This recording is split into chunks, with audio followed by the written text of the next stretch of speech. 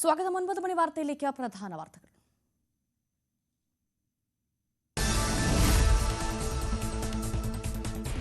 MLA സ്ഥാനം രാജിവെക്കാൻ രാഹുൽ മാങ്കൂട്ടത്തിന് മേൽ പാർട്ടിക്കുള്ളിൽ സമ്മർദ്ദം ശക്തം. വി.ഡി. സതീശനടക്കം രാജിവെക്കണമെന്ന നിലപാടിൽ. മണ്ഡലത്തിലെത്താതെ അടൂരിലെ വീട്ടിൽ തുടർന്ന് രാഹുൽ. തൽക്കാലം പാലക്കാട്ടേക്കില്ലെന്ന് സൂചന. പ്രതിഷേധം തുടർന്ന് ബിജെപിയും സിപിഎമ്മും.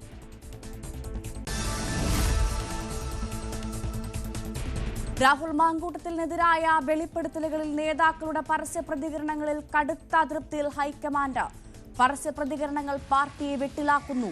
കൂടിയാലോചനകൾ നടത്താതെയുള്ള പ്രതികരണങ്ങൾ സമ്മർദ്ദ നീക്കത്തിന്റെ ഭാഗമെന്ന വിലയിരുത്തലും ഹൈക്കമാൻഡിനുണ്ട്. ധാർമ്മികത ഉയർത്തിയാണ് രാജിയെന്ന AICC ജനറൽ സെക്രട്ടറി ദീപാദാസ് മുൻഷിയുടെ പ്രതികരണത്തിന് പിന്നാലെ രാഹുലിനെതിരെ ഉണ്ടായത് പാർട്ടി നടപടിയാണെന്ന് പ്രതിപക്ഷ നേതാവ് വിശദീകരിച്ചതിലും അതൃപ്തി. ധർമ്മസ്ഥലയിൽ നടക്കുന്നത് വൻ അട്ടിമറി നീക്കമെന്ന ആരോപണം. ശുചീകരണ തൊഴിലാളിയെ സംശയനിഴലിൽ നിർത്തി അന്വേഷണം വഴിതെറ്റിക്കാനുള്ള ശ്രമമെന്ന ആക്ഷേപം. തൊഴിലാളിയെ കസ്റ്റഡിയിലെടുത്തതിൽ ദുരൂഹത. കോഴിക്കോട് 15 വയസ്സുകാരിയെ പീഡിപ്പിച്ച സംഭവത്തിൽ അന്വേഷണം ഇഴയുന്നതായി പരാതി.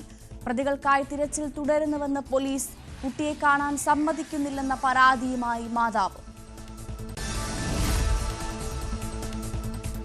ഉപരാഷ്ട്രപതി തെരഞ്ഞെടുപ്പിൽ തെലുങ്ക് പാർട്ടികളെ ഒപ്പം നിർത്താനുള്ള ഇന്ത്യ സഖ്യത്തിന്റെ നീക്കത്തിന് തിരിച്ചടി. ഇന്ത്യ സഖ്യം ചർച്ച നടത്തിയില്ലെന്ന് BRS. അനുകൂല നിലപാട് അറിയിക്കാതെ YSR കോൺഗ്രസും.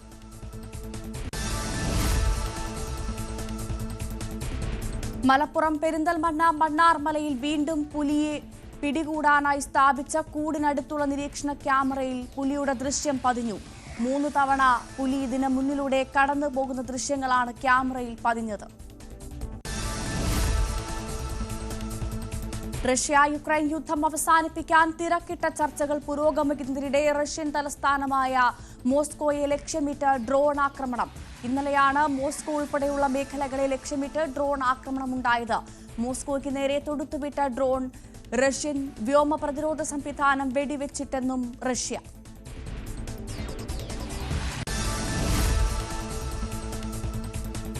നിയമസഹായം തേടിയ യുവതിയോട് അപമര്യാദയായി പെരുമാറിയെന്ന പരാതിയിൽ അന്വേഷണം നേരിടുന്ന ചവറ കുടുംബ കോടതി മുൻ ജഡ്ജ് V. ഉദയകുമാറിനെതിരെ അഭിഭാഷകർ. ജഡ്ജിനെ ചുമതലകളിൽ നിന്ന് മാറ്റി നിർത്തി അന്വേഷണം നടത്തണമെന്ന് അഭിഭാഷക പരിഷത്ത് ആവശ്യപ്പെട്ടു. സ്ഥലം മാറ്റത്തിൽ ഒതുക്കിയുള്ള അന്വേഷണം ശരിയായ നടപടിയല്ല. മറ്റൊരു കോടതിയിൽ തുടരാൻ അനുവദിക്കുന്നത് സ്വാധീനങ്ങൾക്ക് അവസരം നൽകുമെന്നും അഭിഭാഷക പരിഷത്ത്.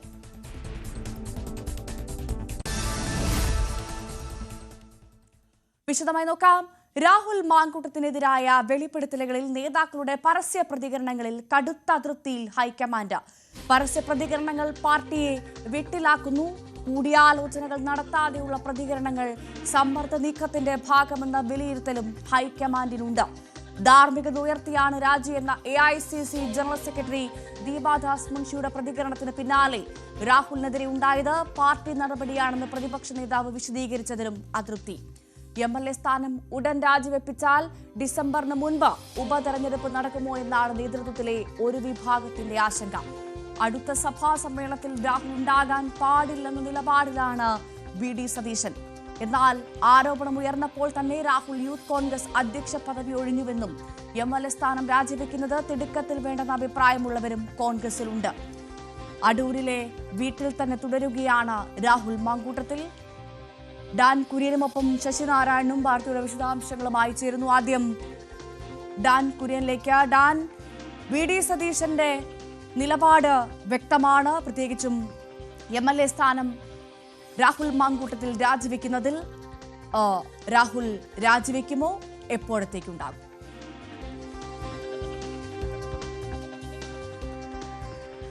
രാഹുൽ മാങ്കൂട്ടത്തിലുമായി ബന്ധപ്പെട്ട ഗുരുതരമായ വെളിപ്പെടുത്തലുകളാണ് ഓരോ ദിവസവും വന്നുകൊണ്ടിരിക്കുന്നത്.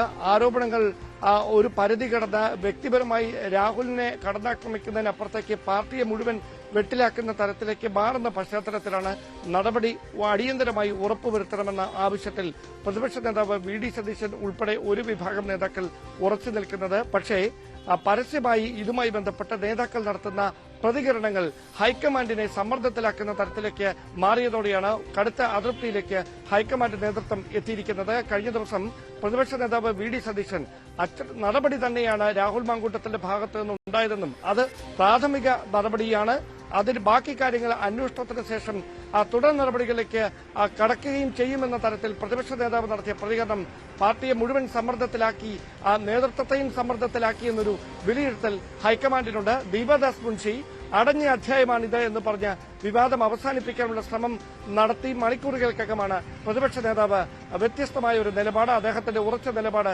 അദ്ദേഹം മാധ്യമങ്ങൾക്ക് മുന്നിൽ വീണ്ടും ആവർത്തിക്കുന്ന ഒരു സാഹചര്യം ഉണ്ടായത്.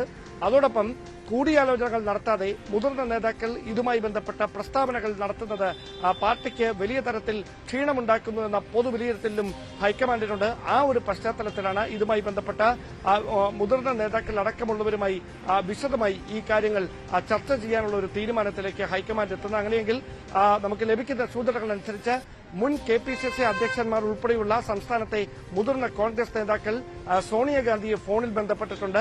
ആ വിഷയത്തിൽ അടിയന്തര നടപടി സ്വീകരിക്കണമെന്ന് ഒരു വിഭാഗം നേതാക്കൾ സോണിയാഗാന്ധിയോട് ആവശ്യപ്പെട്ടിട്ടുണ്ട്. പക്ഷേ നിലവിലെ സാഹചര്യത്തിൽ പെട്ടെന്ന് രാഹുൽ മാങ്കൂട്ടത്തിൽ രാജിവെച്ചൊഴിഞ്ഞാൽ വരുന്ന ബീഹാർ ഇലക്ഷന്റെ കൂടെ കേരളത്തിലും ഉപതെരഞ്ഞെടുപ്പ് നടക്കുന്ന ഒരു സാഹചര്യം വരുമെന്നും അങ്ങനെ വന്നാൽ പാലക്കാട് BJPക്ക് അക്കൌണ്ട് തുറക്കുന്നതിന് അവസരമൊരുക്കലായി അത് മാറുമെന്നും അതിന്റെ പ്രത്യാഘാതം വരുന്ന നിയമസഭാ തെരഞ്ഞെടുപ്പിൽ കോൺഗ്രസിനെ നേരിടേണ്ടി വരുമെന്നും വലിയ തിരിച്ചടിക്കത് വഴിവെക്കുമെന്നുള്ള ആശങ്കയാണ് ഒരു വിഭാഗം നേതാക്കൾ ഹൈക്കമാൻഡിനെ അറിയിച്ചിരിക്കുന്നത്. അതുകൊണ്ട് ഹൈക്കമാൻഡ് നേതൃത്വവും ഒരു ആശയക്കുഴപ്പത്തിലാണ്.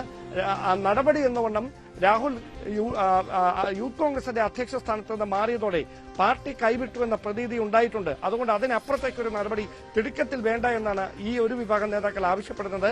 പക്ഷേ ഇതിലെ പ്രശ്നം ഇതൊരു വലിയ പ്രചാരണ വിഷയമാക്കി CPM-ഉം BJP-യും ഉയർത്തിക്കൊണ്ടുവരുന്ന ഒരു പശ്ചാത്തലത്തിൽ തദ്ദേശ തെരഞ്ഞെടുപ്പിന് മാസം മാത്രം ശേഷിക്കുന്ന ഒരു സാഹചര്യത്തിൽ അങ്ങനെയൊരു നടപടി വൈകിപ്പിക്കുന്ന സാഹചര്യമുണ്ടായാൽ പാർട്ടിയുടെ പ്രതിച്ഛായയ്ക്ക് മുഴുവൻ അത് മങ്ങലേൽപ്പിക്കും, തെരഞ്ഞെടുപ്പ് പ്രചാരണ വിഷയത്തിന്റെ ഗതി തന്നെ മാറിപ്പോകും എന്ന ഒരു സന്ദേഹം പ്രതിപക്ഷ നേതാവ് നേരത്തെ തന്നെ ഹൈക്കമാൻഡിനെ അറിയിച്ചു. സംരക്ഷിച്ചു നിർത്തിയത് വി ഡി സതീശനാണെന്നുള്ള പഴി കേൾക്കുന്ന അതേ സമയത്ത് തന്നെയാണ് വലിയ തരത്തിൽ നിലപാട് കടുപ്പിക്കുന്നത് വി ഡി സതീശന് പാർട്ടിയിൽ പിന്തുണയുണ്ടോ ഡാൻ?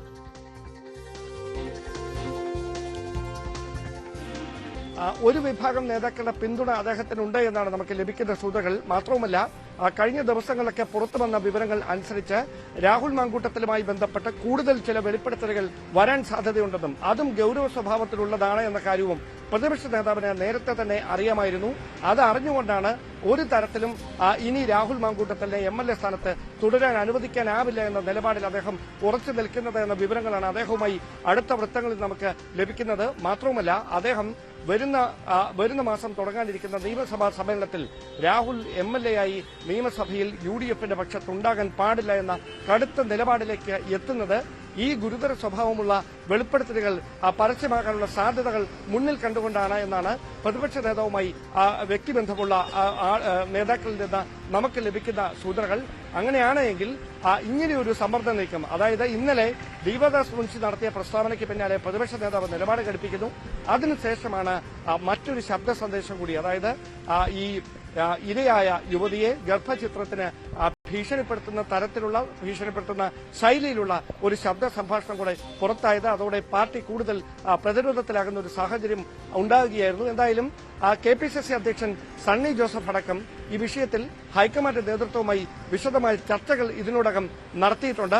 രാഹുൽ മാങ്കൂട്ടത്തിലുമായും ഇന്നലെ KPCC അധ്യക്ഷൻ ഫോണിൽ സംസാരിച്ചിട്ടുണ്ട് എന്നാണ് നമുക്ക് ലഭിക്കുന്ന സൂചനകൾ. എന്തായാലും മണ്ഡലത്തിൽ ഔദ്യോഗികമായ ഒരു പരിപാടികളിലും പങ്കെടുക്കേണ്ടതില്ല എന്നൊരു തീരുമാനം, അങ്ങനെ ഒരു നിർദ്ദേശം പാർട്ടി നേതൃത്വം തന്നെ രാഹുൽ മാങ്കൂട്ടത്തിന് കൈമാറിയിട്ടുണ്ട് എന്ന സൂചനകൾ കൂടി പുറത്തു വരുന്നുണ്ട്. അങ്ങനെയാണെങ്കിൽ രാഹുൽ മാങ്കൂട്ടത്തിൽ MLA എന്ന നിലയിലുള്ള ഒരു പ്രവർത്തനങ്ങൾക്കും സമീപ ഭാവിയിൽ അവിടേക്ക് എത്താൻ, അതായത് അടുത്ത ദിവസങ്ങളൊന്നും പാലക്കാട്ടേക്ക് എത്താനുള്ള ഒരു സാധ്യതകളുമില്ല. അതിനപ്പുറത്തേക്ക് കടുത്തയൊരു തീരുമാനത്തിലേക്ക് ഹൈക്കമാൻഡ് കടക്കാനുള്ള സാധ്യത ഈ രണ്ട് വിഭാഗം നേതാക്കളും മുമ്പോട്ട് വെക്കുന്ന ആശങ്കകൾ പരിഗണിച്ച് വിശദമായ ഒരു ചർച്ചകൾ നടത്തിയതിനു ശേഷം മാത്രമേ ഉണ്ടാകൂ എന്നാണ് അറിയാൻ കഴിയുന്നത്. അവിടെയാണ് ഡാൻ ഒരു കാര്യം കൂടി. ഈ ഷാഫി പറമ്പിൽ ഒരു നിലപാട് പറയുന്നു, VD സതീശൻ മറ്റൊരു നിലപാട് പറയുന്നു. പാർട്ടിക്കുള്ളിലെ ഭിന്നതയാണോ ഇവിടെ മറനീക്കി പുറത്തു വരുന്നതൊപ്പം ലൈംഗിക പീഡന കേസിൽ പ്രതിയായ മുകേഷും യെദ്യൂരപ്പയും ഒക്കെയാണോ ഷാഫിയുടെ മാതൃക?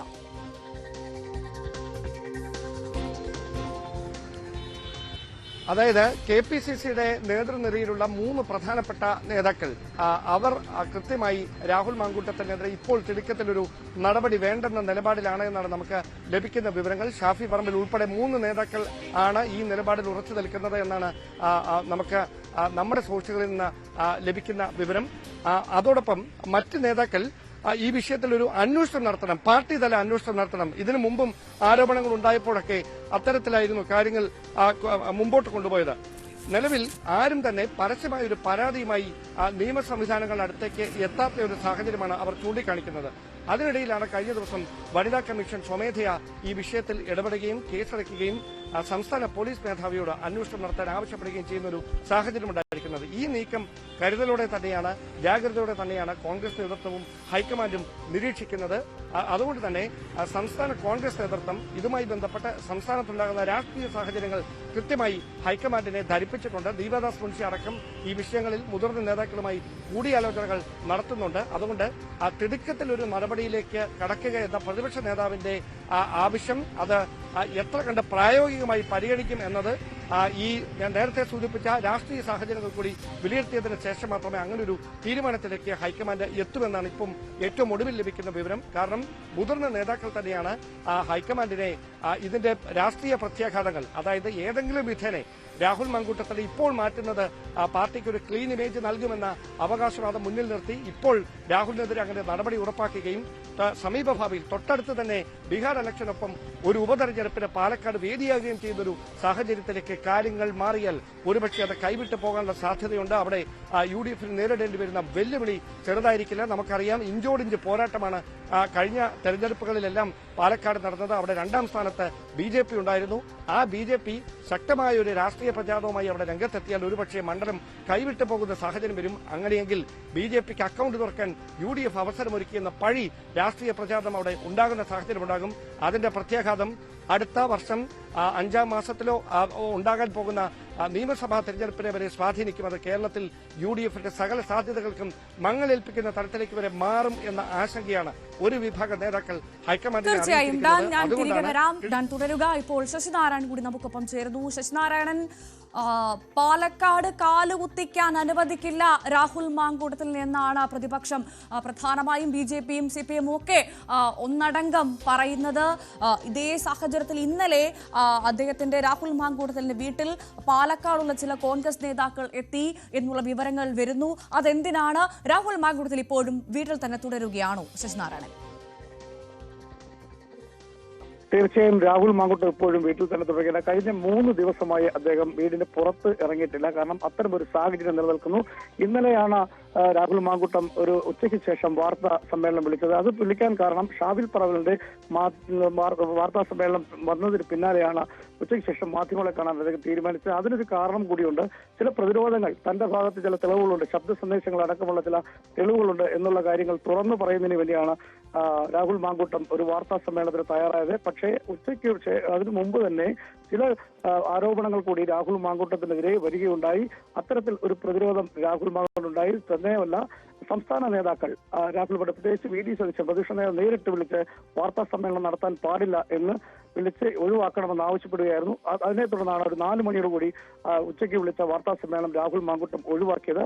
അടുത്ത പ്രതിസന്ധിയിലും പ്രതിരോധത്തിലുമാണ് രാഹുൽ മാങ്കൂട്ടം ഇപ്പോൾ വീട്ടിലുള്ളത്. കാരണം പാലക്കാടിലേക്ക് പോകാൻ കഴിയാത്തൊരവസ്ഥ, അവിടെയും കോൺഗ്രസിൽ വലിയ എതിർപ്പുണ്ട്. ഒരു വിഭാഗം ആളുകൾ രാഹുൽ മാങ്കൂട്ടത്തെ ശക്തമായി എതിർക്കുന്നുണ്ട്. പൊതുപരിപാടികളിലൊന്നും പങ്കെടുക്കാൻ കഴിയാത്ത ഒരവസ്ഥ. ജില്ലയിൽ തന്നെ, അടൂരിൽ തന്നെ അടുത്തുള്ള ചില അദ്ദേഹത്തിന്റെ സ്വകാര്യ പരിപാടികളിൽ പോലും പുറത്തിറങ്ങാൻ കഴിയാത്ത രീതിയിൽ പോലീസിന്റെ ഒരു കരുതലിലാണ് ഇപ്പോൾ രാഹുൽ മാങ്കൂട്ടം വീട്ടിൽ ഉള്ളത്. കഴിഞ്ഞ 3 ദിവസമായി സമാനമായ അവസ്ഥ മാങ്കൂട്ടം. എന്തായാലും വലിയ വിമർശനങ്ങൾ ഉണ്ടാകുന്നുണ്ട്. പാർട്ടിയിൽ രാജിവെക്കണമെന്നൊരു ആവശ്യം കൂടി ഇപ്പോൾ അത്തരത്തിലൊരു ആവശ്യം കൂടി മുന്നോട്ട് വെക്കുന്നത്. അത് VD സതീശൻ ഇന്നലെ കൃത്യമായി അക്കാര്യം വ്യക്തമാക്കുകയും ചെയ്തു. രമേശ് ചെന്നിത്തലയും ഇക്കാര്യം വ്യക്തമാക്കിയിട്ടുണ്ട്. അങ്ങനെ പാർട്ടിയിൽ ഒരു വിഭാഗം രാജിയാണ് ആവശ്യപ്പെടുന്നത്. അതേസമയം ചില പ്രതിരോധങ്ങൾ. അത് ഷാഫി പറമ്പിൽ സാധാരണഗതിയിൽ അദ്ദേഹം ആദ്യം തന്നെ ആരോപണം നേരിട്ടപ്പോൾ ഈ യൂത്ത് കോൺഗ്രസിന്റെ അധ്യക്ഷ സ്ഥാനം രാജിവെച്ചു. അതുകൊണ്ട് തന്നെ അദ്ദേഹം MLA സ്ഥാനം രാജിവെക്കേണ്ട എന്നുള്ള കാര്യമാണ് നിലവിലത്തെ സാഹചര്യത്തിൽ ഷാഫി പറമ്പിൽ ഇന്നലെ വ്യക്തമാക്കിയത്. എന്തായാലും രണ്ട് വിഭാഗവും രണ്ട് കാര്യങ്ങളാണ് ഉന്നയിക്കുന്നത്. ഒരു വിഭാഗം രാജിവെക്കണമെന്ന് ആവശ്യപ്പെടുന്നു. എന്തായാലും രാഹുൽ രാജിവെക്കണമെന്നുള്ള കാര്യത്തിലേക്ക് ഭൂരിപക്ഷ അഭിപ്രായത്തേക്ക് വരും എന്നുള്ള കാര്യത്തിൽ സംശയമില്ല. അത്തരത്തിലേക്ക് പാർട്ടി നീങ്ങുന്നു എന്നുള്ളതാണ് നമുക്ക് മനസ്സിലാക്കാൻ കഴിയുന്നത്. പാലക്കാട്ടുള്ള നേതാക്കളും ഇന്നലെ രാത്രി രാഹുലിന്റെ വീട്ടിലെത്തി രാഹുലുമായി ഒരു മണിക്കൂറോളം വീട്ടിൽ ചർച്ച നടത്തിയതിനു ശേഷമാണ് അവർ പോവുകയും ചെയ്തത്. എന്തായാലും മണ്ഡലത്തിൽ പാലക്കാട് മണ്ഡലത്തിലേക്ക് MLAക്ക് എത്താൻ കഴിയാത്ത സാഹചര്യത്തിലേക്ക് കാര്യങ്ങൾ എത്തുന്നു. പാലക്കാടും കോൺഗ്രസിൽ വലിയ അതൃപ്തിയാണുള്ളത്. കാരണം അവിടെ മത്സരിക്കാൻ ആളുണ്ടായിട്ടും ജില്ലയുടെ പുറത്ത് നിന്ന് രാഹുലിനെ കൊണ്ടുവന്ന് മത്സരിച്ച് ജയിപ്പിച്ചെങ്കിലും അവിടെ കോൺഗ്രസിനുള്ളിൽ വലിയ അതൃപ്തിയുണ്ട്. ഈ ആരോപണം കൂടി പുറത്തു വന്നതോടെ തന്നെ അവിടെ കോൺഗ്രസിന്റെ പാലക്കാടുള്ള കോൺഗ്രസ് പ്രവർത്തകർക്കെതിരെയും ശക്തമായ പ്രതിഷേധം. അത്തരത്തിൽ വെളിയിൽ ഇറങ്ങാൻ ഒരു പരിപാടിയിലും പങ്കെടുക്കാൻ കഴിയാത്ത അവസ്ഥയിൽ, പൊതുപരിപാടികളിലൊന്നും പങ്കെടുക്കാൻ കഴിയാത്ത അവസ്ഥയിലേക്ക് വലിയ പ്രതിരോധത്തിലാണ് രാഹുൽ ഉള്ളത്. അത്തരത്തിൽ ശക്തമായ അവിടെയാണ് ശശിനാരായൺ ഇന്നലെ സ്വയം പ്രതിരോധം തീർക്കാനായിരിക്കാം ഒരു പക്ഷേ രാഹുൽ മാങ്കൂട്ടത്തിൽ വാർത്താ സമ്മേളനം വിളിച്ചത്. പക്ഷേ ഇനി കൂടുതൽ പറഞ്ഞങ്ങ് കുടുങ്ങണ്ട, അല്ലെങ്കിൽ കൂടുതൽ പറഞ്ഞ് പാർട്ടിയെ അങ്ങ് വെട്ടിലാക്കാൻ നോക്കണ്ട, പാർട്ടിയെ പ്രതിരോധത്തിലാക്കാൻ നോക്കണ്ട എന്നുള്ള ശക്തമായ കൃത്യമായ താക്കീത് ലഭിച്ചതിന്റെ പശ്ചാത്തലത്തിൽ തന്നെയല്ലേ ആ വാർത്താ സമ്മേളനം ഒഴിവാക്കിയത്. അതുകൊണ്ട് തന്നെ സ്വാഭാവികമായും ഇന്നൊരു വാർത്താ സമ്മേളനം ഉണ്ടാവാൻ സാധ്യത തീരെയില്ലല്ലോ അല്ലേ? തീർച്ചയായും വാർത്താ സമ്മേളനമില്ല. കാരണം VD സതീശൻ തന്നെ നേരിട്ടാണ് വാർത്താ സമ്മേളനം ഒഴിവാക്കാൻ ആവശ്യപ്പെട്ടത്. രാഹുൽ ഈ 2 മണിക്ക് ശേഷം അദ്ദേഹത്തിന് ചില തെളിവുകളുണ്ട്, ചില രേഖകൾ ഹാജരാക്കണം എന്നുള്ള ചില വെളിപ്പെടുത്തലുകൾ നടത്തുമെന്നാണ് അദ്ദേഹം ഇന്നലെ പറഞ്ഞത്. അതുകൊണ്ടാണ് ഈ എല്ലാ മാധ്യമങ്ങളും ഇന്നലെ രാഹുലിന്റെ അടൂരിലെ വീട്ടിലെത്തിയത്. അതിനുശേഷം ഉന്നത നേതാക്കൾ, കോൺഗ്രസിന്റെ തന്നെ ഉന്നത നേതാക്കൾ അദ്ദേഹത്തെ നേരിട്ട് വിളിക്കുകയും വാർത്താ സമ്മേളനം ഒഴിവാക്കണമെന്ന് ആവശ്യപ്പെടുകയും ചെയ്തു. തുടർച്ചയായുള്ള ഈ ഒരുപക്ഷെ രാഹുൽ വാർത്താ സമ്മേളനം നടത്തുമ്പോൾ ഒരുപക്ഷെ കൂടുതൽ പ്രശ്നങ്ങളിലേക്ക് ഈ കാര്യങ്ങൾ എത്തും എന്നുള്ള കാര്യം നേതാക്കൾക്ക് ഉറപ്പുള്ളതുകൊണ്ടാണ് VD സതീശൻ തന്നെ നേരിട്ട് രാഹുലിനോട് ഈ വാർത്താ സമ്മേളനം ഒഴിവാക്കണമെന്ന് ആവശ്യപ്പെട്ടതിന്റെ പശ്ചാത്തലത്തിലാണ് 4 മണിയോടുകൂടി ഈ വാർത്താ സമ്മേളനം ഒഴിവാക്കിയത്. പക്ഷെ അദ്ദേഹത്തിന്റെ കയ്യിൽ കുറെ രേഖകളുണ്ട്. തനിക്കെതിരെയുള്ള ആരോപണങ്ങൾ അത് പുറത്തു പറയണം എന്നുള്ള കാര്യം കൂടി അദ്ദേഹം ഇന്നലെ അദ്ദേഹവുമായിട്ട് അടുത്ത സുഹൃത്തുക്കൾ ഇന്നലെ വ്യക്തമാക്കിയിരുന്നു. അത് പറയാനാണ് അദ്ദേഹം ഇന്നലെ വാർത്താ സമ്മേളനം വിളിക്കുന്നത്. പക്ഷേ അത് പറയുന്നതിന് മുമ്പ് തന്നെ രാഹുൽ വെട്ടിലാക്കുന്ന ചില ശബ്ദ സന്ദേശങ്ങൾ പുറത്തു വന്നു. അതുകൊണ്ട് തന്നെയാണ് നേതൃത്വം ഇടപെട്ട് വാർത്താ സമ്മേളനം ഒഴിവാക്കണമെന്ന് ആവശ്യപ്പെട്ടത്. എന്തായാലും ഒരു വലിയ രീതിയിലുള്ള പ്രതിസന്ധി നേരിടുകയാണ്. നമ്മൾ ആദ്യഘട്ടത്തിൽ പറഞ്ഞ പോലെ രാഹുലിനെ സംരക്ഷിക്കുന്ന രീതി പാർട്ടി പൂർണ്ണമായി കൈവിടുന്ന സാഹചര്യത്തിലേക്ക് കാര്യങ്ങൾ പോകുന്നു എന്നുള്ളതാണ് ഇപ്പോൾ നമുക്ക് മനസ്സിലാക്കാൻ കഴിയുന്നത്.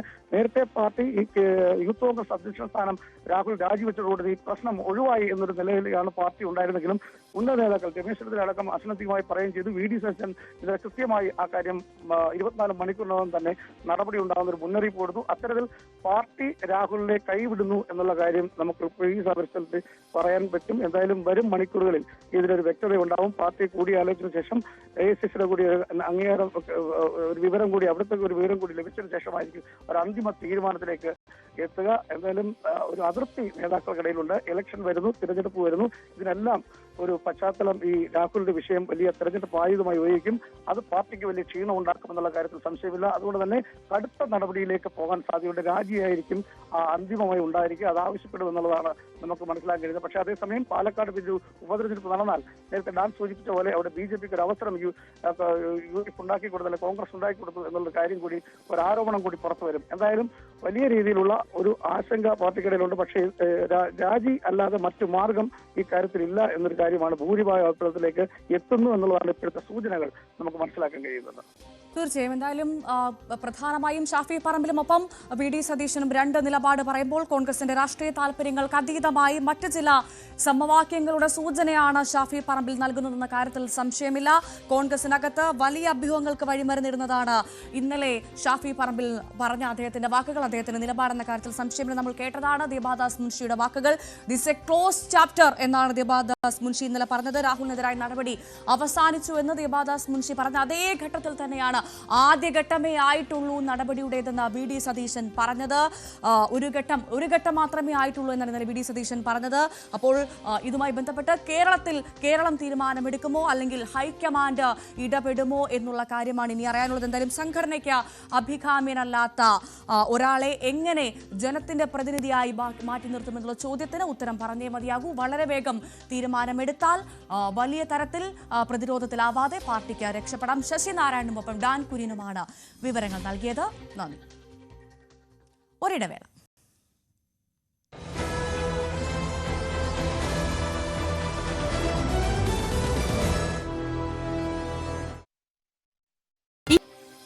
സംഭവിച്ചിട്ട് കുറച്ച് നാളായി. ഒരു 3-4 മാസത്തിന് മേലേക്ക് ആയിട്ടുണ്ട്. ഒരിക്കൽ മാത്രമേ ഇങ്ങനെ ഒരു മിസ്ബിഹേവിയർ ഉണ്ടായിട്ടുള്ളൂ, അതോ ഇത് തുടർച്ചയായിട്ട് ഈ സംഭവങ്ങൾ ഉണ്ടായിട്ടുണ്ടോ? ആദ്യമൊക്കെ തുടർച്ചയായി തന്നെ ഉണ്ടായിട്ടുണ്ട്. പിന്നെ ഇയാൾക്കെതിരെ പല പല ആരോപണങ്ങൾ ഉണ്ടാകുന്ന സമയത്ത് അയാൾ പിന്നീട് കോണ്ടാക്ട്സ് കുറച്ചിട്ടുമുണ്ട്. പിന്നെ ഇന്ന് രാവിലെ ഉൾപ്പെടെ എനിക്ക് കോൾ ചെയ്തിട്ടുണ്ട്. കാരണം അയാൾ പേടിക്കുന്നു ഭയക്കുന്നു എനിക്ക് തോന്നിയിട്ടുണ്ട്. കാരണം ഇത് പുറത്ത് പറയുമ്പോൾ ഇങ്ങനെയുള്ള അയാൾക്ക് ചിലതര വൈകൃതങ്ങളാണ്. അയാളുടെ അടുത്ത് പബ്ലിക്കായിട്ടാണ്, മീൻസ് ഒരു സോഷ്യൽ മീഡിയ പ്ലാറ്റ്ഫോമിൽ വന്നിട്ടാണ് ഡിസപ്പയറിങ് മെസ്സേജ് ആണ്. അതെനിക്ക് സ്ക്രീൻഷോട്ട് പോലും എടുക്കാൻ പറ്റില്ല. ഇന്നലെ ആ യുവനടി വെളിപ്പെടുത്തിയത് പോലെ തന്നെ ഇയാള് അയക്കുന്ന മെസ്സേജ് സ്ക്രീൻഷോട്ട് പോലും എടുക്കാൻ പറ്റാത്ത രീതിക്കുള്ള മെസ്സേജുകളാണ് അയക്കുന്നത്. അപ്പോൾ അയാൾ എൻ്റെ അടുത്ത് ചോദിച്ചു, നിന്നെയൊക്കെ എനിക്ക് അയാൾക്കുള്ള വൈകൃതം എന്ന് പറഞ്ഞ് നിന്നെ എനിക്ക് റേപ്പ് ചെയ്യണം എന്നാണ് അയാൾ എൻ്റെ അടുത്ത് പറഞ്ഞത്. അത് ഇവിടെയല്ല, നമുക്ക് കേരളത്തിന് വെളിയിലുള്ള ഏതെങ്കിലും ഹോട്ടലുകളിൽ ബാംഗ്ലൂരോ ഹൈദരാബാദോ ആണ് അയാൾ സജക്ഷൻ ചെയ്ത 2 ഹോട്ടലുകൾ. അവിടെ നമുക്ക് പോകാം, ഇവിടേക്ക് ഇങ്ങനെ ഇതായാൽ ആളുകൾ കാണും, ഒന്നാമത് ഞാനും ഇങ്ങനെയൊക്കെ നിൽക്കുന്ന ആളാണ് എന്നൊക്കെ പറഞ്ഞാണ് എൻ്റെ അടുത്ത് സംസാരിച്ചത്. നിങ്ങളപ്പോ എന്ത് മറുപടിയാ പറഞ്ഞത്?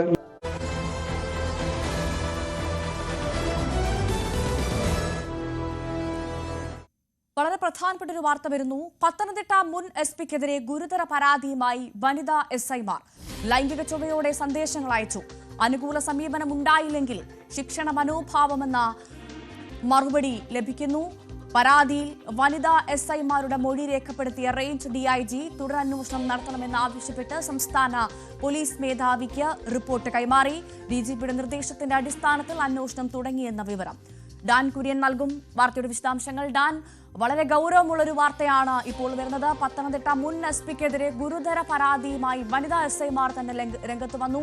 ലൈംഗിക ചുവയോടെ സന്ദേശങ്ങൾ അയച്ചു എന്നാണ് പറയുന്നത്. ഇതിന്റെ കൂടുതൽ വിശദാംശങ്ങൾ എന്താണ്? പത്തനംതിട്ടയിൽ നിന്നുള്ള 2 വനിതാ SI-മാരാണ് റേഞ്ച് DIGക്ക് ഇതുമായി ബന്ധപ്പെട്ട പരാതി നൽകിയത് എന്നാണ് ലഭിക്കുന്ന വിവരങ്ങൾ. പ്രാഥമികമായ മൊഴിയെടുക്കൽ ഈ 2 പേരുടെയും ഭാഗത്ത് നിന്ന് റേഞ്ച് DIG പൂർത്തിയാക്കിയതിനു ശേഷം അവർ റിപ്പോർട്ട് സംസ്ഥാന പോലീസ് മേധാവിക്ക് കൈമാറിയിട്ടുണ്ട്. ഈ പരാതിയിൽ പ്രധാനമായി പറയുന്ന കാര്യം, ഒരു മുൻ SP, അദ്ദേഹം IPS ഉദ്യോഗസ്ഥനാണ്. അദ്ദേഹം ഫോണിലൂടെ അശ്ലീല സന്ദേശങ്ങൾ അയച്ചിരുന്നു, ലൈംഗിക ചുവയോടെ സംസാരിച്ചിരുന്നു. അദ്ദേഹത്തിന് അനുകൂലമായ ഒരു സമീപനം ഉണ്ടായില്ലെങ്കിൽ ശിക്ഷണ മനോഭാവത്തോടെ അവരോട് പെരുമാറി എന്ന തരത്തിലുള്ള ഗുരുതരമായ പരാമർശങ്ങളാണ് ഈ പരാതിയിൽ ഉണ്ടായിരുന്നത്. അതിന്റെ അടിസ്ഥാനത്തിലാണ് ഈ 2 വനിതാ SI-മാരുടെ മൊഴി റേഞ്ച് DIG അജിത ബീഗം രേഖപ്പെടുത്തിയത്. അതിനുശേഷമാണ് അവർ പ്രാഥമികമായ ഒരു റിപ്പോർട്ട് സംസ്ഥാന പോലീസ് മേധാവിക്ക് കൈമാറിയത്.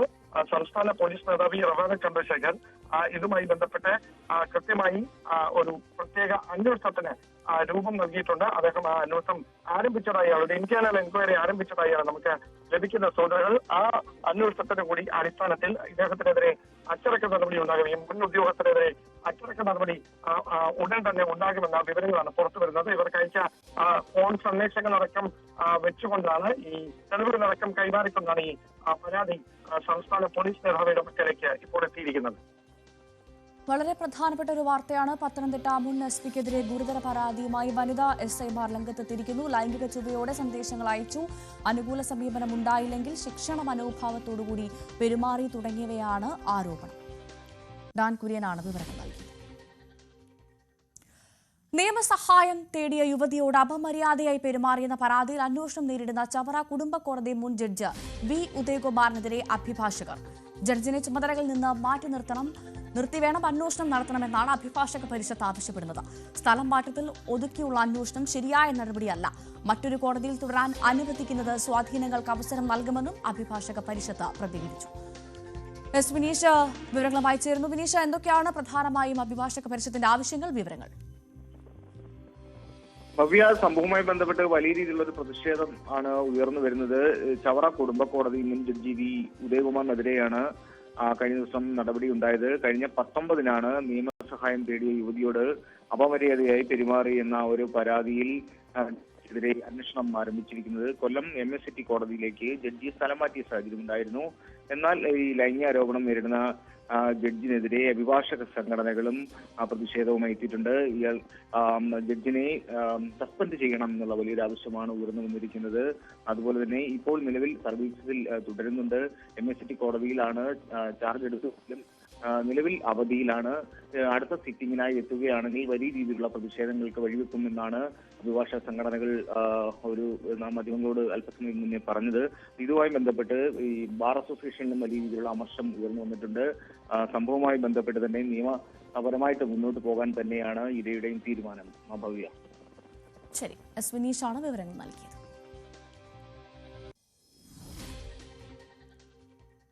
ആലപ്പുഴ തോട്ടപ്പള്ളിയിലെ വയോധികയുടെ കൊലപാതകത്തിൽ പോലീസിനെതിരെ ആദ്യം അറസ്റ്റിലായ അബൂബക്കറിന്റെ കുടുംബം.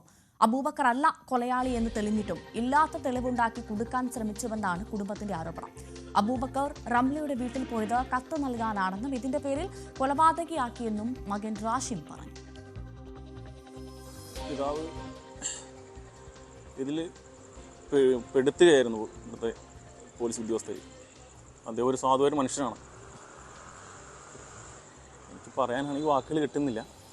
ഈ സംഭവം നടക്കുന്നത് ഞാൻ ഫോണിൽ കൂടെയാണ് ഞാൻ അറിയുന്നത്. അന്ന് തന്നെ ഞാൻ വാപ്പാനെ വിളിച്ചിരുന്നു.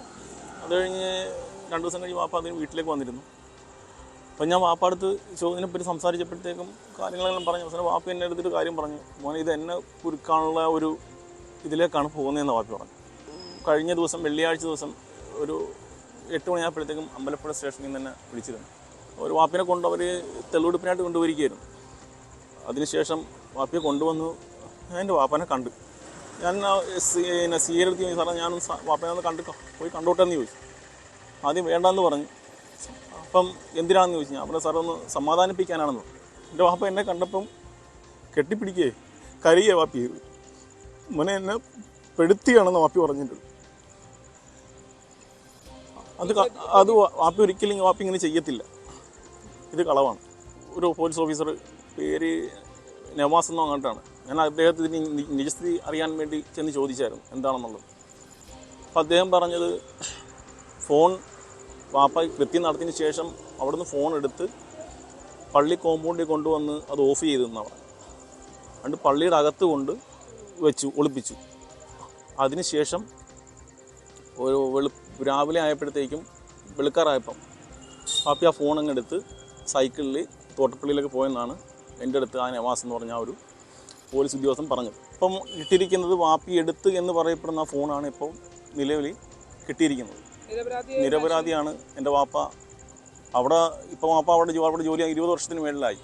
ശരിക്കും പറഞ്ഞാൽ ഇപ്പോൾ 302 വകുപ്പ് പ്രകാരമാണ് വാപ്പ ജയിലിനുള്ളിൽ കിടക്കുന്നത്, റിമാൻഡിൽ കിടക്കുന്നത്. അതുപോലും വ്യാജമായിട്ടുണ്ടാക്കിയതാണ്. കൊലപാതകം ഉൾപ്പെടെയുള്ള കുറ്റം ചുമത്തപ്പെട്ട അബൂബക്കർ റിമാൻഡിലാണ്.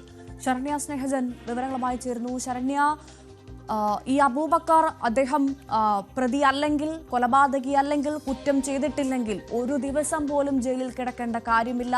നമ്മുടെ നിയമ സംവിധാനം പറയുന്നത് അതാണ്.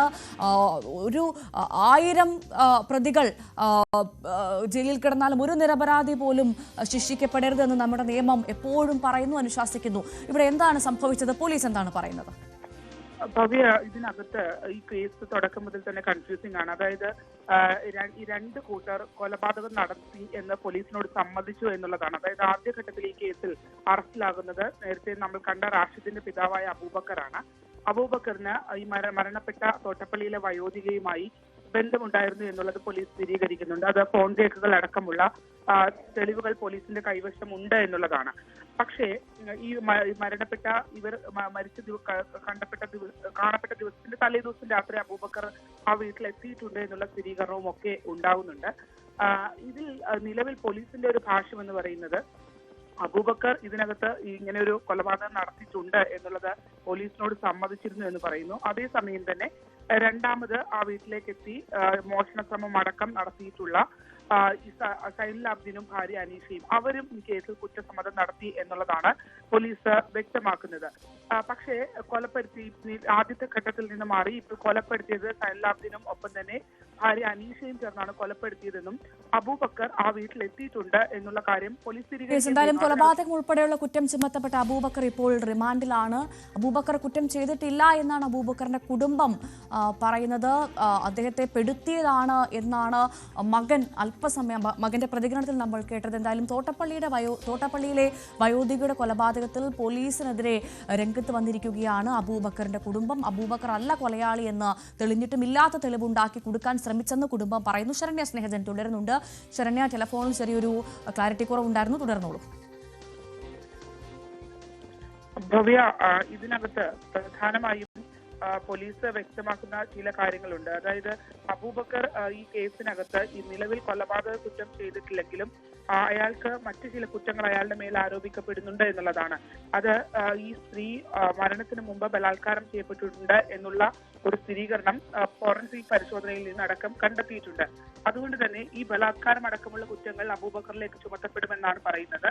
പക്ഷേ ഇതിനകത്ത് ഏറ്റവും പ്രധാനപ്പെട്ടത് ഈ മകൻ പറയുന്ന കാര്യങ്ങളാണ്. അതായത് അച്ഛൻ കൊലപാതക കുറ്റം ചെയ്തിട്ടില്ലെങ്കിൽ പിന്നെ എന്തിനാണ് ആ രീതിയിൽ റിമാൻഡിൽ കിടക്കേണ്ടി വരുന്നത് എന്നുള്ള ചോദ്യം ഉന്നയിക്കുന്നു.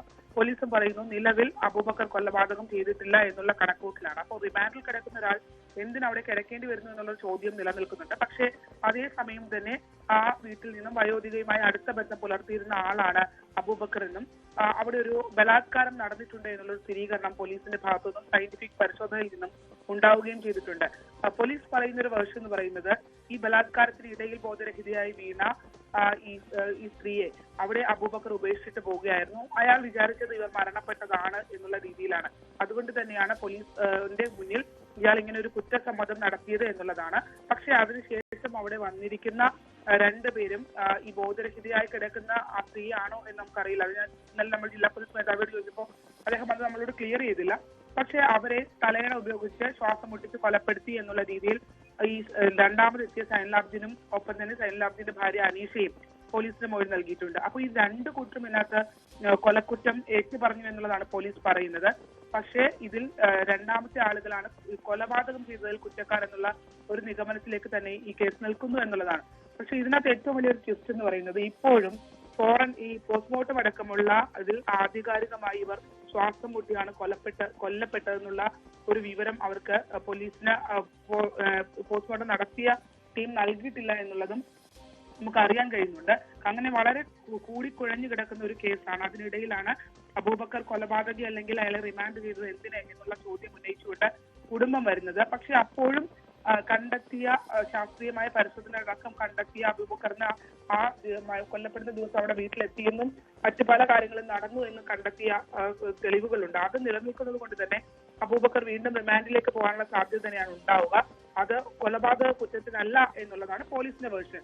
എന്തായാലും മകൻ പറയുന്നത് അച്ഛന്റെ കയ്യിൽ നിന്നും വയോധികയുടെ ഫോൺ കണ്ടെത്തിയെന്ന് പോലീസ് പറയുന്നു.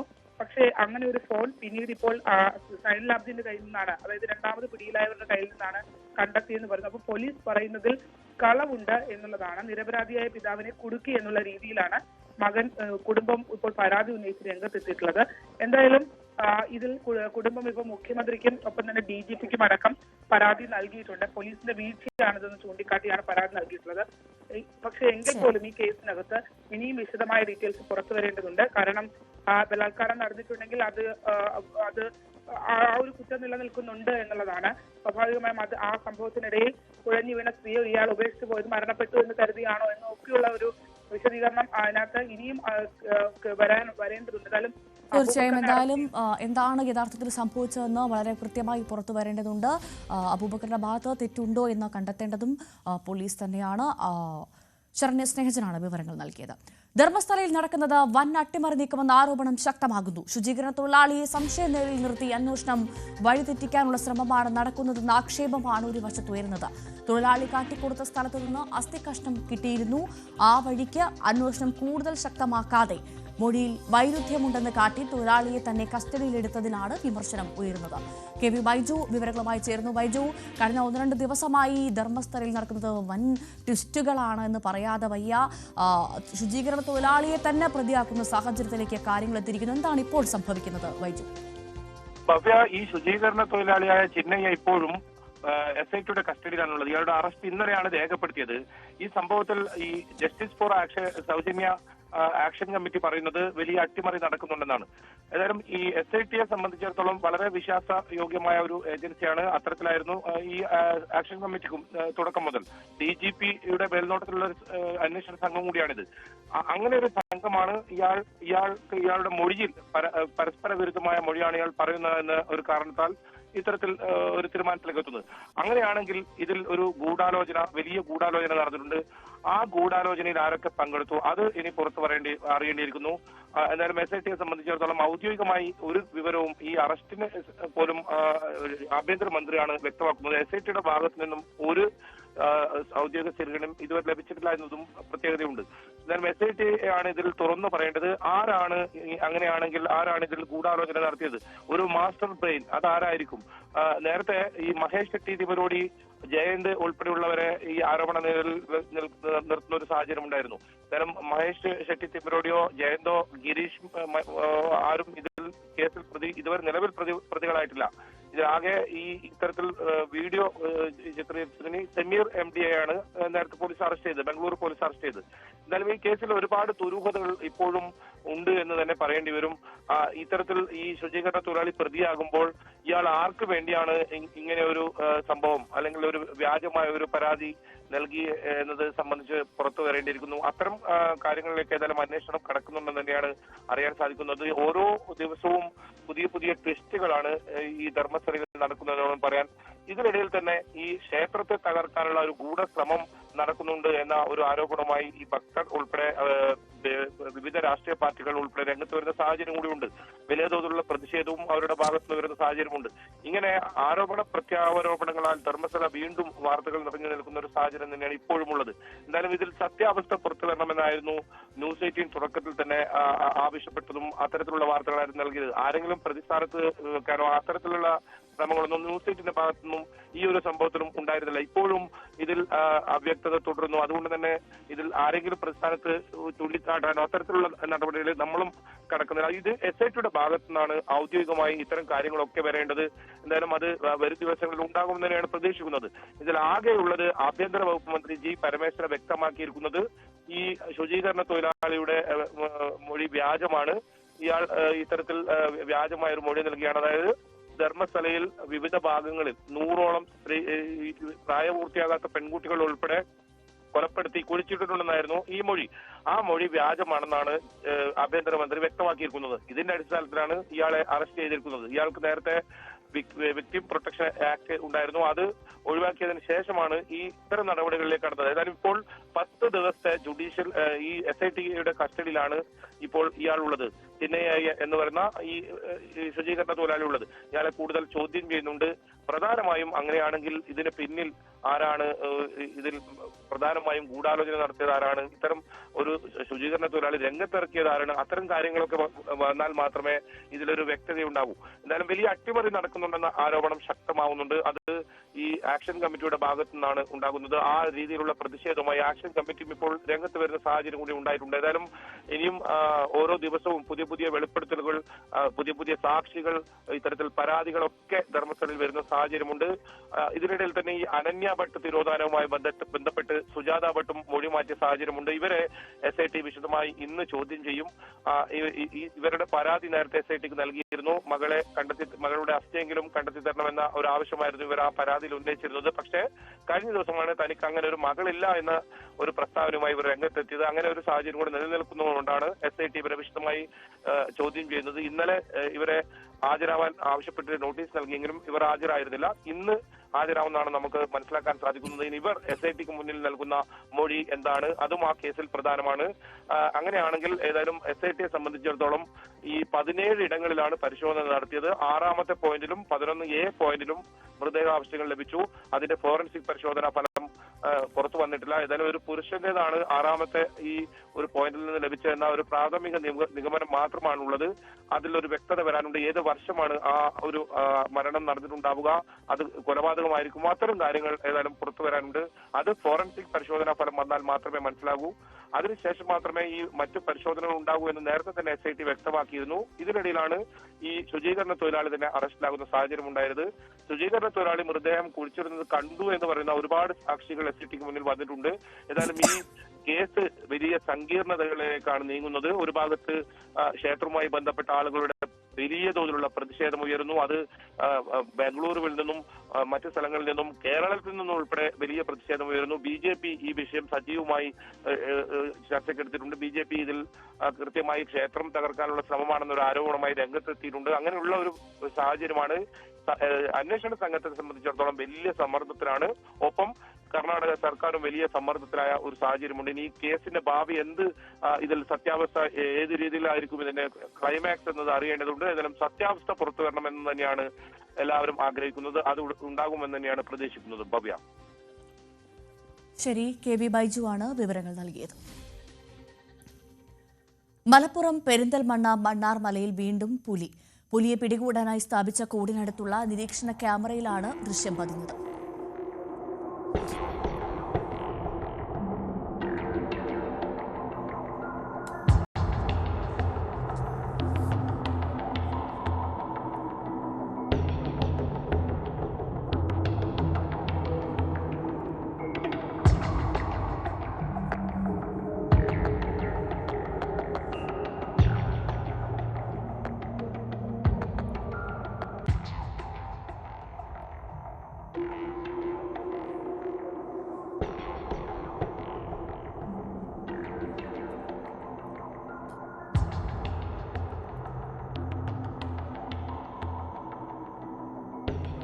CV അനുമോദ് ചേരുന്നു വിവരങ്ങളുമായി. അനുമോദ്, പുലിയെ പിടികൂടാൻ അവിടെ കൂടൊക്കെ സ്ഥാപിച്ചിട്ടുണ്ട്. പക്ഷേ പുലി ഇങ്ങനെ കൂളായൊരു കൂസലില്ലാതെ നടക്കുന്നതാണ് നമുക്ക് കാണാൻ സാധിക്കുന്നത് അല്ലേ?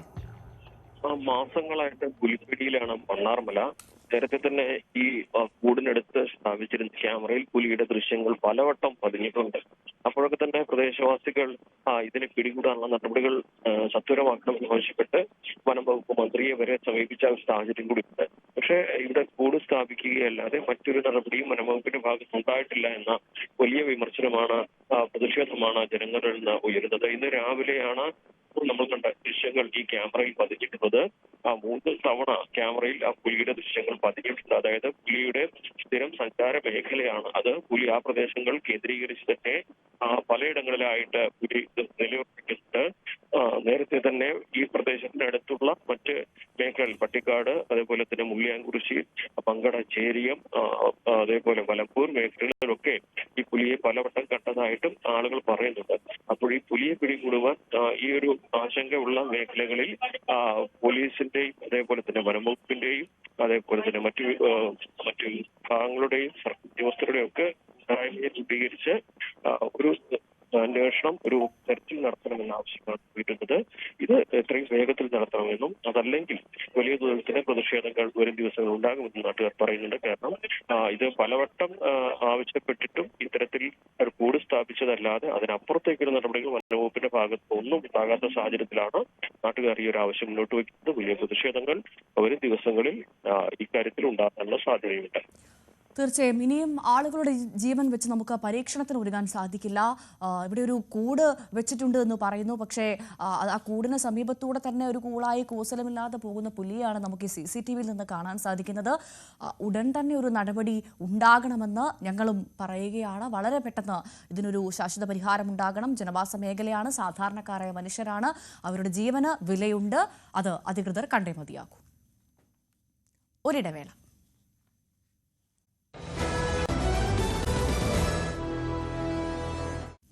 റഷ്യ യുക്രൈൻ യുദ്ധം അവസാനിപ്പിക്കാൻ തിരക്കിട്ട ചർച്ചകൾ പുരോഗമിക്കുന്നതിനിടെയാണ് റഷ്യൻ തലസ്ഥാനമായ മോസ്കോയെ ലക്ഷ്യമിട്ട് ഡ്രോൺ ആക്രമണം. ഇന്നലെയാണ് മോസ്കോ ഉൾപ്പെടെയുള്ള മേഖലകളിൽ ലക്ഷ്യമിട്ട് ഡ്രോൺ ആക്രമണമുണ്ടായത്. മോസ്കോയ്ക്ക് നേരെ തൊടുത്തുവിട്ട ഡ്രോൺ റഷ്യൻ വ്യോമ പ്രതിരോധ സംവിധാനം വെടിവെച്ചിട്ടെന്നും റഷ്യ അറിയിച്ചു. അതേസമയം 2 ആഴ്ചയ്ക്കുള്ളിൽ സമാധാനപരമായ പരിഹാരമുണ്ടാക്കിയില്ലെങ്കിൽ റഷ്യയ്ക്ക് ഉപരോധങ്ങൾ ഏർപ്പെടുത്തുമെന്ന് US പ്രസിഡന്റ് ഡൊണാൾഡ് ട്രംപ് ഭീഷണി മുഴക്കി. MJ മിഥുൻ വിവരങ്ങളുമായി ചേരുന്നു. മിഥുൻ, ഈ റഷ്യ യുക്രൈൻ യുദ്ധം അത് അവസാന ഘട്ടത്തിലേക്ക് എത്തിയെന്ന് നമ്മൾ ആശ്വസിക്കുന്ന അതേ സമയത്ത് തന്നെയാണ് ഇപ്പോൾ വീണ്ടും ഒരു ഡ്രോൺ ആക്രമണം ഉണ്ടായി എന്നുള്ള വിവരം പുറത്തു വരുന്നത്. വിശദാംശങ്ങൾ. ഭവ്യ, ഇപ്പോഴും തിരക്കിട്ട ചർച്ചകൾ നടക്കുന്നുണ്ടെങ്കിൽ അത്തരത്തിലുള്ള ചർച്ചകൾക്കുള്ള നീക്കം നടക്കുന്നത് മാത്രമാണ് ഇപ്പോഴുള്ളത്. ഒരുപക്ഷെ നേരത്തെ ട്രംപും പുടിനുമായി കൂടിക്കാഴ്ച നടത്തിയപ്പോഴൊക്കെ ഒരു സമാധാനം വളരെ വിദൂരമല്ല എന്ന രീതിയിലുള്ള ശുഭപ്രതീക്ഷയുള്ള വാർത്തകളായിരുന്നു ലഭ്യമായെങ്കിൽ അതിപ്പോൾ നീണ്ടുപോകുന്ന കാഴ്ച കാണാൻ സാധിക്കുന്നു. അതിനിടയിലാണ് ഞാൻ വരാം, ഈ വാർത്തയിലേക്ക് വരാം. ഇപ്പോൾ കെ മുരളീധരൻ മാധ്യമങ്ങളെ കാണുന്നു, അതിലേക്ക്. കോൺഗ്രസ് പ്രസിഡന്റ് സ്ഥാനം രാജിവെച്ചത് തുടർ നടപടികളൊന്നും വേണ്ട എന്നുള്ളതാണ് പാർട്ടി തീരുമാനിച്ചിരുന്നത്. എന്നാൽ കഴിഞ്ഞ ദിവസം വന്ന ചില ശബ്ദരേഖകൾ അത് പ്രശ്നത്തിന്റെ ഗൗരവം വർദ്ധിപ്പിച്ചിട്ടുണ്ട്.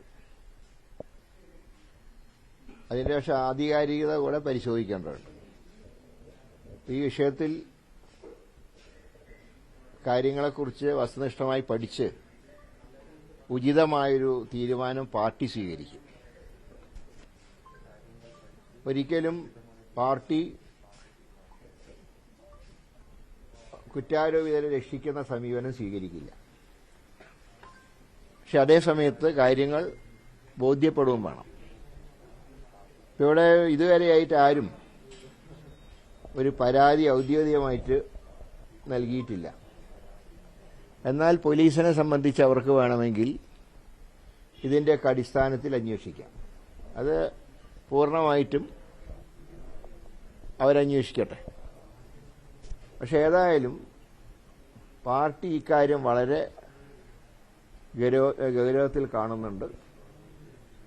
എല്ലാ കാര്യങ്ങളെക്കുറിച്ച് ആലോചിച്ച് പാർട്ടി ഒരു നടപടി സ്വീകരിക്കും.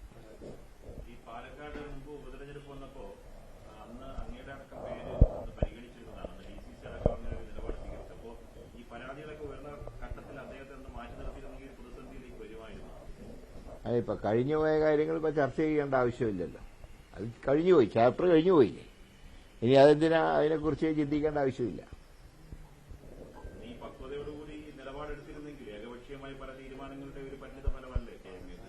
അല്ലാതെ ഇപ്പോ നമുക്ക് ആർക്കും ആരെക്കുറിച്ചും ഒരു എന്താ പറയുക മുൻകൂട്ടി ഒരു ധാരണയ്ക്കുള്ള സാധ്യതകളില്ല. ഈ പറഞ്ഞ പോലെ പലർക്കും പല അസുഖങ്ങളൊക്കെ ഉണ്ടെങ്കിൽ അതെങ്ങനെയാണ് നമുക്ക് മനസ്സിലാക്കാൻ കഴിയുക? അതൊക്കെ ഈ രോഗം പുറത്തു വരുമ്പോഴല്ലേ അറിയുള്ളൂ. പാർട്ടി ഒരു വിശാലമായുള്ള സമീപനം സ്വീകരിച്ചു. കഴിഞ്ഞ ഇലക്ഷനിൽ നല്ലൊരു ചെറുപ്പക്കാരനാണ്, ഭാവിയുള്ള ഒരാളാണ്. അങ്ങനെ ഒരു വ്യക്തിയെ നിയമസഭയിൽ എത്തിക്കണം എന്ന് പാർട്ടിയുടെ ഒരു വികാരമായിരുന്നു. അതനുസരിച്ചാണ് പാർട്ടി അന്ന് തീരുമാനമെടുത്തത്. അന്നത്തെ സാഹചര്യത്തിൽ ആ തീരുമാനം ശരിയായിരുന്നു. പക്ഷേ ഇങ്ങനെയുള്ള ചില സംഭവങ്ങൾ ഉണ്ടാവുന്ന ആരും പ്രതീക്ഷിച്ചല്ല. ഞങ്ങൾ മാത്രമല്ല, ഞങ്ങളുടെ രാഷ്ട്രീയ എതിരാളികൾ പോലും ഇങ്ങനത്തെ ഒരു സീൻ പ്രതീക്ഷിച്ചിട്ടില്ല. അപ്പോൾ പ്രതീക്ഷിക്കാതെ ചില സംഭവങ്ങൾ ഉണ്ടാവുമ്പോൾ അതിനെ സാഹചര്യങ്ങൾക്കനുസരിച്ച് കൈകാര്യം ചെയ്യാന്നുള്ളതാണല്ലോ ഒരു നയം.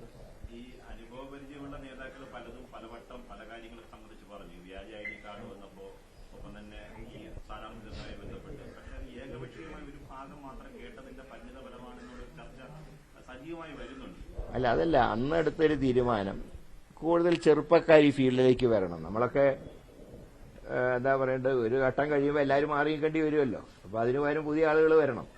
അതിന്റെ ഒരു പ്രോത്സാഹനം എന്നുള്ള നിലയ്ക്കാണ് കഴിഞ്ഞ ഇലക്ഷനിൽ ഇങ്ങനെ തീരുമാനം പാർട്ടി എടുത്തത്. അത് സതുദ്ദേശത്തോടെ പാർട്ടി എടുത്ത തീരുമാനമാണ്. പക്ഷെ അതിന് ഇങ്ങനൊരു പരിണാമം ഉണ്ടാവും എന്നാരും പ്രതീക്ഷിച്ചതല്ല. അതിൽ ഭയക്കേണ്ട കാര്യമൊന്നുമില്ല. ഇവിടെ BJPയുടെ MLA വേണമെന്ന് LDFന് നിർബന്ധമില്ലെങ്കിൽ BJP ജയിക്കാൻ പോകുന്നില്ല. പാലക്കാട് ജയിക്കില്ല. പക്ഷെ സത്യം പറഞ്ഞാൽ ഇനി ഇലക്ഷന്റെ ആവശ്യമുണ്ടോ എന്നുള്ള കാര്യം നമ്മൾ ചിന്തിക്കണം. ഇനി അങ്ങനെ ഒരു സാഹചര്യത്തിലേക്ക് എത്തിയാൽ ഏതായാലും ഉചിതമായിട്ടുള്ള തീരുമാനം പാർട്ടി എടുക്കും. ബൈ ഇലക്ഷൻ ഇനി ഏതായാലും സ്കോപ്പ് ഉള്ളതായിട്ട് എനിക്ക് തോന്നുന്നില്ല. അപ്പോ പീരുമേടും ഒരു ബൈ ഇലക്ഷൻ ഉണ്ടല്ലോ. പക്ഷേ കാലാവധി അവസാനിക്കാൻ ഒരു കൊല്ലം പോലും ഇല്ല. അതിനിടയ്ക്ക് ലോക്കൽ ബോഡി ഇലക്ഷൻ ഉണ്ട്. അപ്പം അതുകൊണ്ട് ഒരു ബൈ ഇലക്ഷൻ ഇപ്പോൾ അനാവശ്യമാണ് എന്നുള്ള ചിന്താഗതിയാണ് മൊത്തത്തിൽ കേരളത്തിലുള്ളത്. പാലക്കാട് നിന്ന് ഒരാളിനെ കൊണ്ടുപോയി വടകര മത്സരിപ്പിച്ചു. അങ്ങനെ ഒരു സാഹചര്യം ഇവിടെ ഉണ്ടാക്കി. അവിടെ രാഹുൽ മാങ്കൂട്ടത്തിൽ വരുന്നു. പിന്നെ ഇങ്ങനെയെല്ലാം വിഷയമെല്ലാം ഉണ്ടാകുന്നു. അങ്ങനെയാണ് അവിടെ നിന്ന് മാറ്റിക്കൊണ്ടുപോയി ഉപതെരഞ്ഞെടുപ്പ് വലിയ സാഹചര്യങ്ങൾ ഉണ്ടായത്. അപ്പോൾ അതൊക്കെ അതായത് ഞാൻ പറയുന്നത് അതല്ല, എങ്ങനെ നമുക്ക് ഇങ്ങനത്തെ കാര്യങ്ങൾ മുൻകൂട്ടി കാണാൻ കഴിയും? ഇതുപോലത്തെ വിഷയങ്ങൾ എങ്ങനെയാ നമുക്ക് മുൻകൂട്ടി കാണാൻ കഴിയുക? ആരെവിടെയൊക്കെ മതിൽ ചാടുന്നത് ആർക്കും അറിയാം. രാജിയാണ് നിലവിലെ പ്രധാന പ്രശ്നം. അതായത് MLA സ്ഥാനം രാജിവെക്കണമോ വേണ്ടോ എന്നുള്ള ചോദ്യമാണ് പല ഭാഗങ്ങളിൽ വരുന്നത്. അല്ല, അതില് പാർട്ടി ഒരു നയം സ്വീകരിക്കും.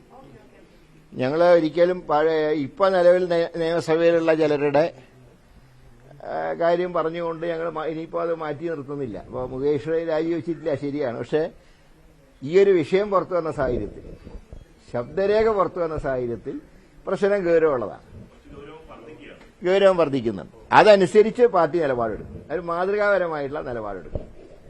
അതുപോലെ മറ്റൊരു കാര്യം കൂടി ഉള്ളത്, റിട്ടേൺ കംപ്ലൈന്റ് ഉള്ളതിനെ കുറിച്ചും കൂടെ അന്വേഷിക്കണം. സിദ്ദിഖിന്റെ ഭാര്യ റിട്ടേൺ കംപ്ലൈന്റ് കൊടുത്തിട്ടുണ്ട്.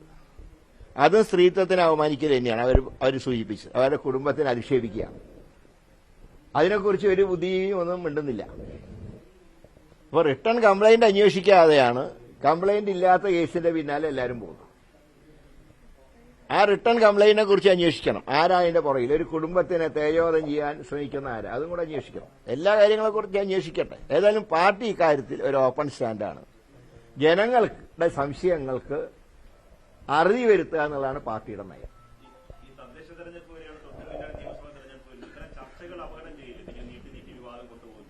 ഇല്ല, വിവാദങ്ങൾ നീട്ടേണ്ട കാര്യമില്ലല്ലോ. പാർട്ടി സ്റ്റാൻഡ് എടുക്കും.